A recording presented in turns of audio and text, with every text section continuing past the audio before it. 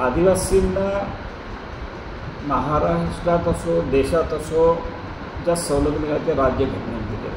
तर राज्यघटनेमध्ये जी यादी बनवली गेली ती यादी मानवशास्त्रज्ञ अँथ्रोपॉलॉजिस्ट जे आहेत हिरालाल रसेल यांचा आधार घेऊन ती यादी बनवली गेली, त्याची अंमलबजावणी सुरू झाली आणि राज्यघटनेत सगळ्या आदिवासींना चांगल्या तरतुदी केल्यामुळे त्यांचा विकास होईल ही अपेक्षा होती। परंतु 1956 साली लिस्टमध्ये बदल करण्यात आला, अमेंडमेंट आली राज्यघटनेमध्ये। तशीच अमेंडमेंट 1976ला आली आणि त्या अमेंडमेंटमध्ये एरिया रिस्ट्रिक्शन जे आहे एरिया रिस्ट्रिक्शन रिमूव्ह ॲक्ट आला।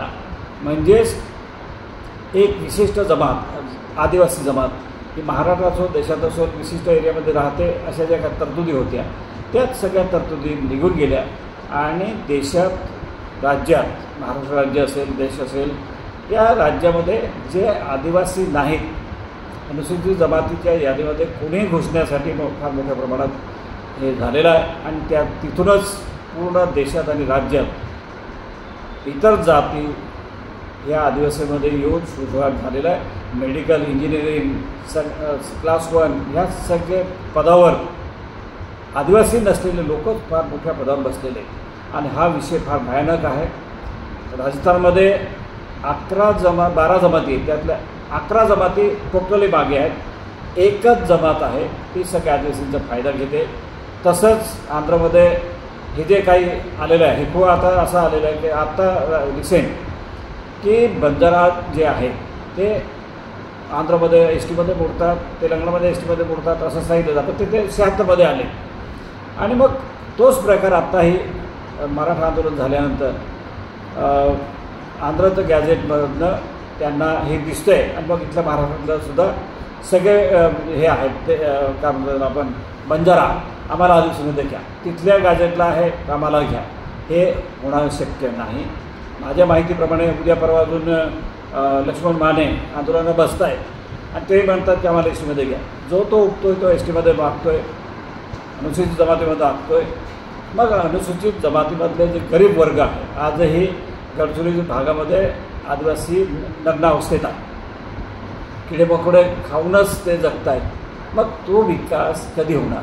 मग हे जर बोगसवाले सगळे येतील इतर जमाती नाही हे सगळे आदिवासीमध्ये घुसतील तर निश्चितपणे आदिवासींना विकास कधी करता येणार नाही आणि एका बाजूला यांच्या सवलती बंद करा म्हणून ओरडणं सुरूच आहे आणि फार अगदी आदिवासींच्या विरुद्ध वातावरण पूर्ण देशात असताना हा जो प्रकार आहे हा आदिवासीमध्ये घेण्यासाठी जो प्रकार सुरू आहे।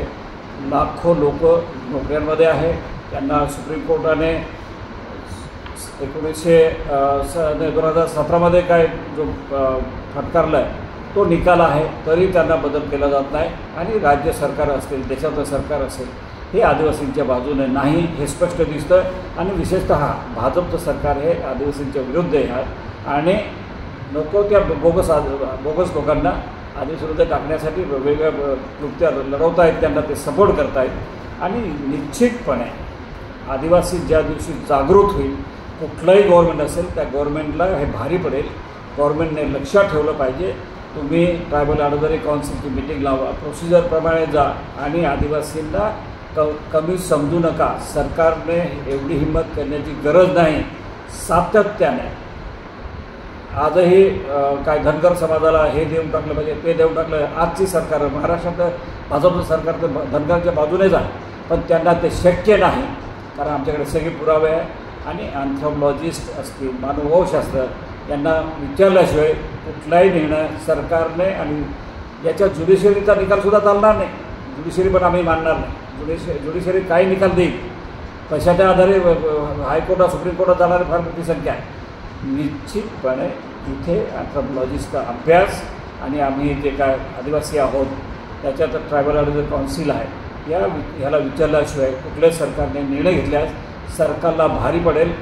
मी म्हणतो एखाद दिवशी ॲटम बॉम्बसारखं होईल हे सगळं, म्हणजे लोक जेव्हा हे होईल ना तेव्हा चिडलेलं असेल ना तेव्हा सरकारला कुठलंही सरकार असेल त्यांनी लक्षात ठेवावं, हे भारी पडेल एवढंच फक्त या प्रसंगी सांगतो।